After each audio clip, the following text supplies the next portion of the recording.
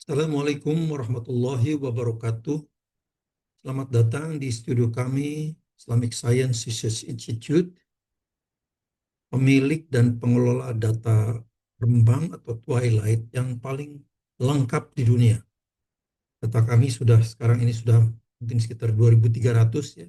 Jadi meningkat dari 2.200 pada bulan sebelumnya karena saya mengambil data lagi cukup banyak ini pada sekitar bulan Agustus sampai Desember ini.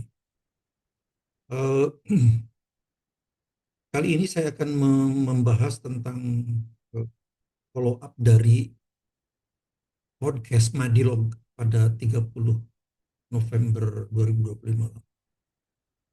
Madilog, podcast Forum Keadilan TV yang dipandu oleh wartawan seniornya Darmawan Sapriosa pada 30 November 2025 merilis dialog yang berjudul Ratusan Tahun Sholat Subuh Umat Islam Indonesia Melenceng 30 Menit.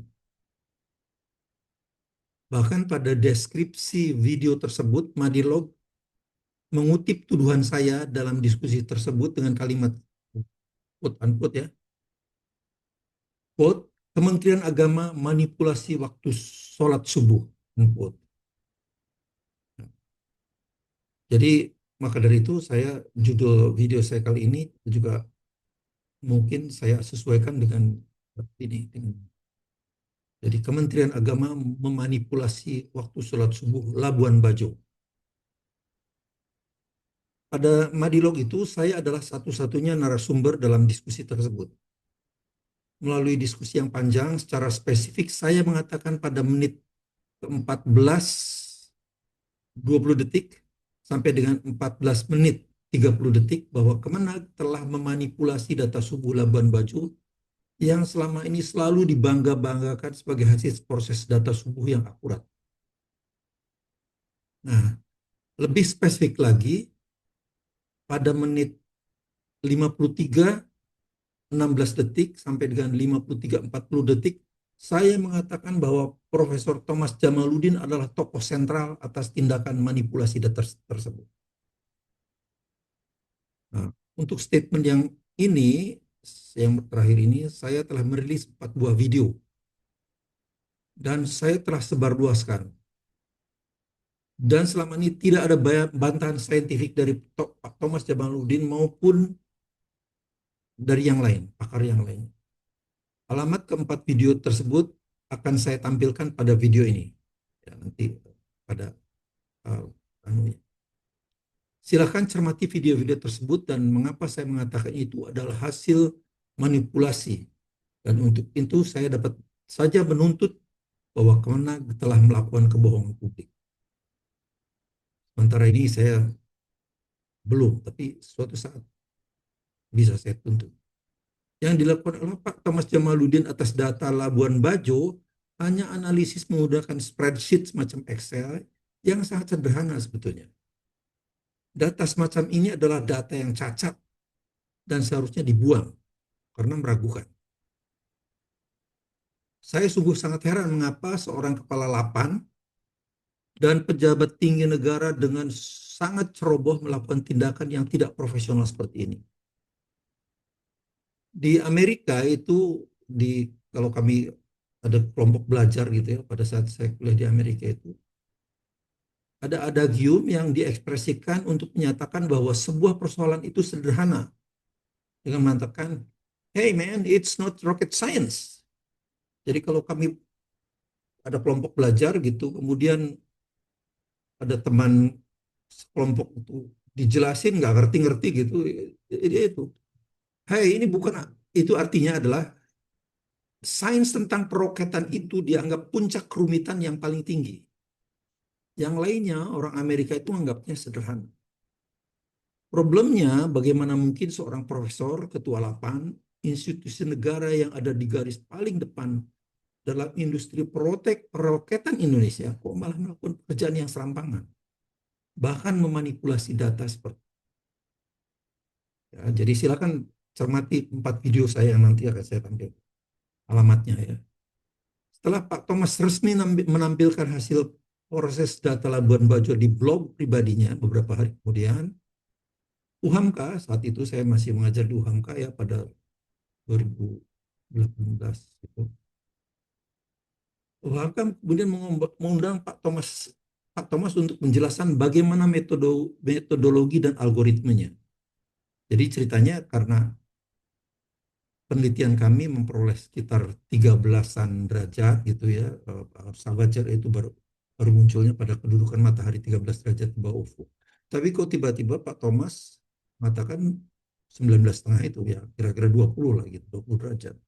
Jadi rektor wakil wakil rektor 2 UHAMKA pada saat itu menegur saya, ini Pak gimana ini? Ternyata Pak Thomas dapat 19,5 kok. Jadi kami undang Pak Thomas itu untuk bagaimana sih anunya duduk perkaranya, datanya kayak apa. Dan dalam diskusi tersebut, intinya Pak Thomas menjawab pertanyaan kami dengan dalih semacam ya, aduh ya, kira-kira ya, saya tidak persis. Saya adalah pakar dan punya pengalaman, kira-kira begitulah anunya jawabannya. Dalam diskusi itu terus saya katakan, kalau caranya seperti itu, namanya itu cuma tebak-tebak buah manggis, penuh bias dan bukan metode saintifik. Karena metode tersebut tidak dapat digunakan untuk data yang lain. Ya. Selain itu, metode itu tidak dapat digunakan oleh orang lain karena hanya main tebak-tebakan gitu. Nah, setelah acara apa tuh podcast Madilog itu, Direktur urusan Agama Islam dan Pembinaan Syariah Arsad Hidayat merespon penjelasan singkat di podcast tersebut yang tersedia di laman Ditjen Bima Islam pada 1 Desember 2025 ya, jadi 2 hari kemudian. Karena podcast itu tanggal 30 November, ini tanggal 1 Desember. Atau satu hari setelahnya ya, hari setelahnya. Namun khas penjelasan birokrat yang hanya narasi tanpa penjelasan saintifik. Misalnya, beliau mengatakan bahwa para ulama fikih menggambarkan fajar sodik sebagai cahaya putih horizontal yang muncul di ufuk timur dan terus semakin terang. Tapi coba kalau saya saya kejar gitu ya. Coba tunjukkan mana itu cahaya putih horizontal di ufuk timur pada data Kemenag di Labuan Bajo tersebut. Saya yakin tidak ada yang dapat menunjukkan itu. Alat yang digunakan oleh tim Hisab Ru'yat Kemenag itu hanya sebuah sky quality meter SQM yang non-imaging sensor. Jadi tidak mungkin kelihatan cahaya putih seperti yang dijelaskan itu. Itu bohong itu. Banyak lagi jawaban naratifnya yang tanpa didukung oleh data saintifik. Ya, ini khas birokrat ini.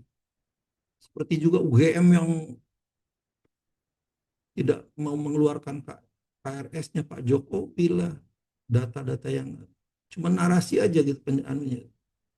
Yang tidak banyak orang ketahui selain data SQM yang cacat seperti yang saya jelaskan di atas, itu pada 24 April 2018. Ya. Sebetulnya THR Kemenag mengambil data foto juga. Nah, dari metadatanya dapat diperoleh informasi sebagai berikut. Jadi saya lihat metadatanya ya. Foto diambil menggunakan Canon EOS 60D dengan nomor seri 0281200378. Resolusinya cukup baik dengan lebar pixel kira-kira lebar pixelnya 1920 pixel dan ketinggiannya itu 1280 pixel. Jadi cukup baik ini. Nah, ternyata ada 52 foto dengan nomor urut IMG 9869 sampai dengan IMG 9922 dengan resolusi temporalnya 31 detik. Jadi ambilnya 31 detik gitu, jepret gitu, kemudian 31 detik kemudian otomatis jepret lagi itu 31 detik, itu namanya resolusi temporal. Sedangkan foto terakhir, jadi foto pertamanya diambil pada pukul 4:39:59. Sedangkan foto terakhir diambil pada 5:06:20. Jadi sudah cukup bagus ini. Cukup bagus, artinya ada 40, ada 25 hampir 25 20, hampir 30 menitan ya. Ya cukup bagus ini datanya. Jadi tidak seperti data SQM-nya. Data SQM-nya itu cuman range-nya itu, silakan dilihat di video saya yang nanti alamatnya saya berikan. Range-nya itu hanya 0,7 MPSAS. Nah, jadi fotonya ini malah justru lebih bagus. Jadi data citra ini cukup baik. Mengapa data ini tidak diproses oleh THR, oleh tim Hisab Rukyat? Karena memang memproses data foto agak sedikit lebih rumit. Diperlukan pengetahuan yang cukup tentang cabang ilmu image processing misalnya, numerical modeling, dan lain-lain. Jadi cara prosesnya sudah merupakan pendekatan yang multidisipliner, bukan melulu persoalan astronomi. Video saya kali ini akan menjelaskan hasil pemrosesan ke-52 citra tersebut. Dan itu akan membuktikan bahwa data SQM yang diproses oleh Pak Thomas Jamaluddin itu memang adalah hasil manipulasi. Seperti saya janjikan, saya akan berikan alamat 4 video yang sudah saya buat, ada di YouTube ya. Ini keempat video itu adalah ini. Yang pertama ini video nomor 033, saya upload pada 15 Mei 2019. Kemudian video 106 pada 26 Oktober 2022. Kemudian ini video 149 pada 24 Juli 2024, jadi baru saja ini. Nah, kemudian video 151 pada 7 Agustus 2024. Kesemuanya ini menjelaskan secara detail bahwa data Labuan Bajo milik Kemenag itu yang menggunakan SQM itu adalah cacat dan prosesnya itu manipulatif ya. Jadi silahkan di scan ini anunya itu QR code ini dan yang sekarang akan saya jelaskan adalah 52 foto itu, ke-52 foto yang diambil juga oleh tim Kemenag, THR Kemenag, tim Hisab Rukyat Kemenag.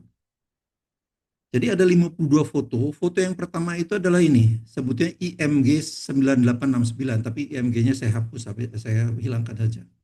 9869 yang diambil pada pukul 4.39.59.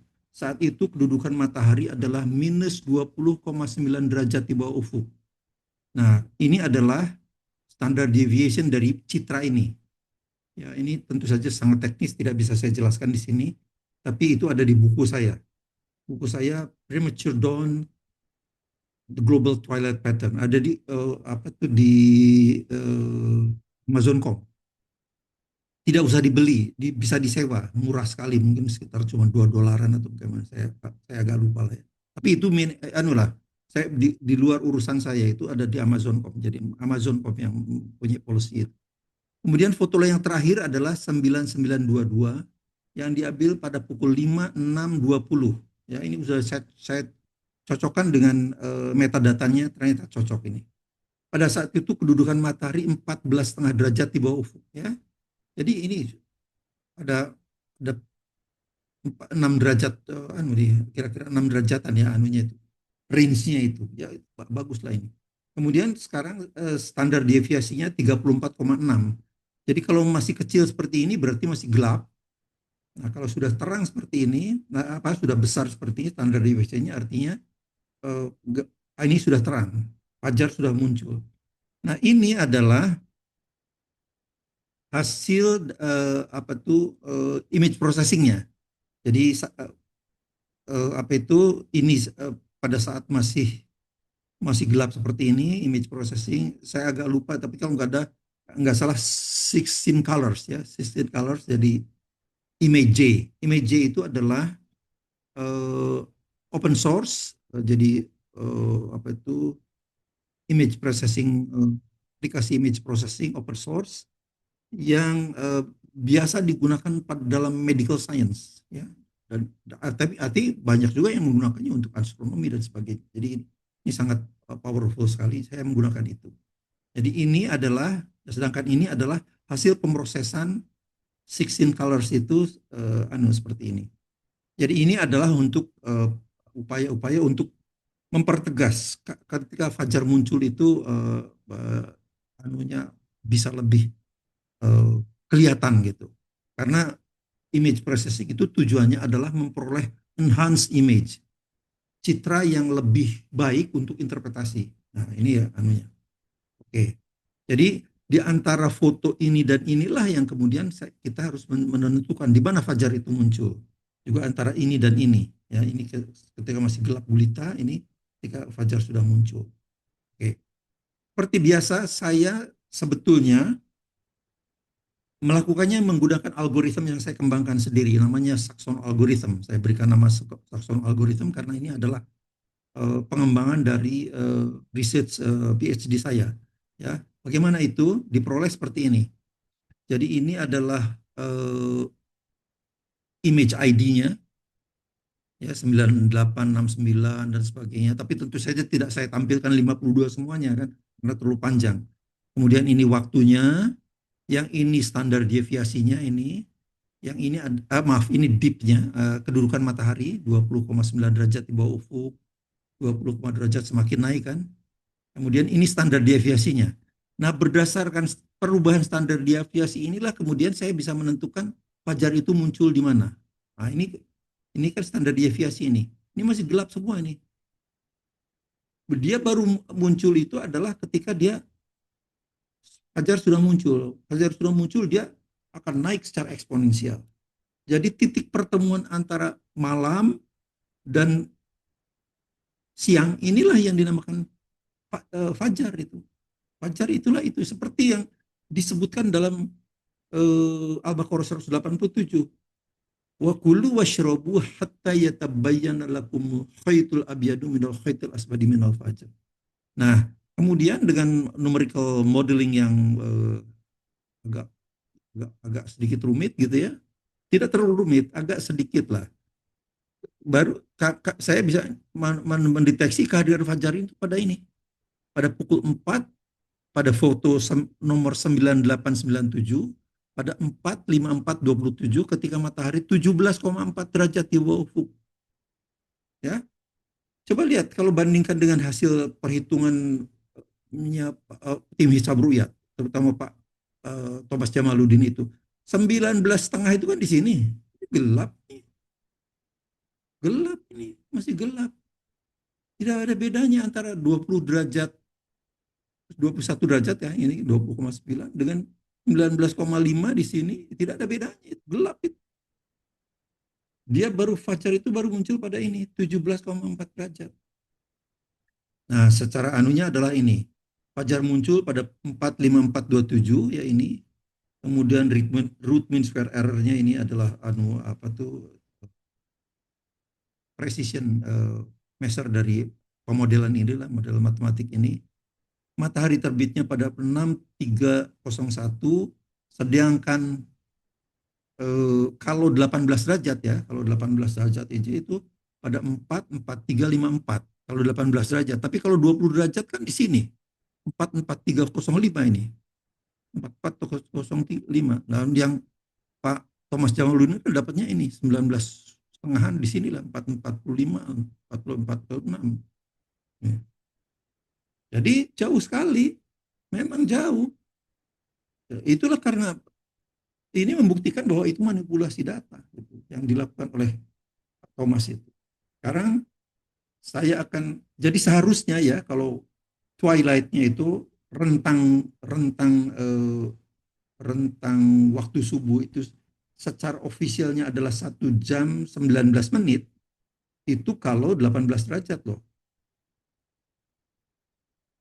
Iya, iya. Ternyata cuma 1 jam 8 menitan saja. Itu ya. Jadi ini anunya. Oke, kemudian verifikasi. Nah, verifikasi itulah yang kemudian menggunakan saya menggunakan Image yang open source itu. Ini sebetulnya hanya untuk memverifikasi ya. Verifikasi itu selalu harus dilakukan. Nah, verifikasi itu karena penting sekali untuk sebagai anulah cek apakah apa yang kita lakukan sudah betul atau belum. Nah, ini adalah anunya, ini foto aslinya 9869 pada 4 diambil pada 4:39:59, matahari 20,9 derajat di bawah ufuk, ini standar deviasinya. Nah, ini adalah hasil tadi six color uh, bit mapping ya, six colors namanya. Di image namanya dinamakan 16 colors. Kemudian ini adalah hasil edge detection dari ini. Nah, kita bisa melihat ini bintang-bintang ini akan lebih tampak lebih jelas di sini. Tampak lebih jelas di sini ya. Nah, kemudian ini adalah hasil tiga dimensinya. Nah, ingat ya, image itu sebetulnya secara spasial itu memang dua dimensi. Secara spasial ya. Secara spasial itu dua dimensi. Tapi secara dia radiometris itu tiga dimensi karena setiap piksel itu punya intensitas cahaya. Jadi inilah di mapping tiga dimensi dari intensitas cahayanya itu. Ada tiga warna kan, ada RGB atau red, green dan blue. Jadi ini anunya. Ini tiga dimensinya, plot tiga dimensinya. Sekarang kita lihat, ini kita bergerak pada 20,9 derajat di bawah ufuk matahari. Sekarang 20,2 derajat. Lihat perubahannya. 19,7, 19,2. Jadi ini adalah anu kan data SQM-nya Pak Thomas yang dianukan Pak Thomas zaman dulu kan sudah lewat ini. Tuh, Fajar belum muncul. Kalau Fajar muncul nanti di sini akan ada bercak-bercak yang sangat dan semakin kuat. Ya, bercak-bercak semakin kuat. Tidak ada garis putih horizontal itu nggak ada, ini di mana coba? Coba sekarang 19,2, 18,7, 18,2 ini 17,7. Nah, lihat ini. Nah, ketika 17,4 ini ada bercak-bercak ini. Inilah fajar. Saya kembalikan lagi. Pada saat 17,7 belum kelihatan, tapi begitu 17,4, nah ini sudah bercak-bercak. Bercak-bercaknya ini semakin nyata lihat. Nah, inilah fajar. Inilah fajar. Jadi fajar itu munculnya adalah pada menurut Saxon algorithm itu 17,4 dan diverifikasi oleh ini, oleh image J ini. Ya, oleh image J. Jadi kalau kita hanya mengandalkan pada visual foto asli seperti ini, itu akan sangat sukar sekali melihat fajar itu. Jadi itu yang harus dilakukan. Ya, ini lihat nih, lihat fajar ini. Nah, itulah fajar. Dari analisis akurat atas 52 buah foto yang juga dimiliki oleh THR Kemenag di atas, jelas bahwa pada kedudukan matahari 19,5 derajat, fajar belum muncul. Ya, ya tadi saya sudah tunjukkan fajar itu muncul. Dia bisa terverifikasi itu pada sekitar 17,4 derajat. Kemunculan fajar hasil data SQM yang cacat itu jelas merupakan tindakan manipulasi. Ya. Hasil tebak-tebakan tanpa metodologi saintifik yang dapat diulang oleh peneliti lain, bahkan oleh Pak Thomas sendiri untuk data yang lain. Coba lihat juga rangkaian foto-foto tersebut. Tidak ada itu cahaya putih horizontal yang semakin terang seperti penjelasan Direktur Urusan Agama Islam dan Pembinaan Syariah Hasan Hidayat. Saya malah mengajukan usul agar untuk membubarkan saja lembaga seperti tim Hisab Ru'yat ini. Hanya membuang-buang dana APBN, namun tugasnya, padahal seharusnya tugasnya itu kan memberikan masukan untuk perbaikan dengan kajian-kajian saintifik yang berkelas. Tapi ternyata THR ini hanya jadi stempel Kemenag sekarang. Padahal dibiayai oleh hasil pajak rakyat. Masuk saya ikut bayar. Ketika saya katakan ini, salah seorang anggota THR Kemenag mengatakan kira-kira seperti ini. Tapi kan uang pajak itu bukan hanya uangnya Pak Tono, toh. Ini omongan betul-betul tak bermutu. Apakah dia mau mengatakan bahwa orang-orang selain saya betul-betul rela pembayaran pajaknya digunakan untuk hasil kerja yang serampangan dan manipulasi? Jadi demikian, semoga bermanfaat. Assalamualaikum warahmatullahi wabarakatuh.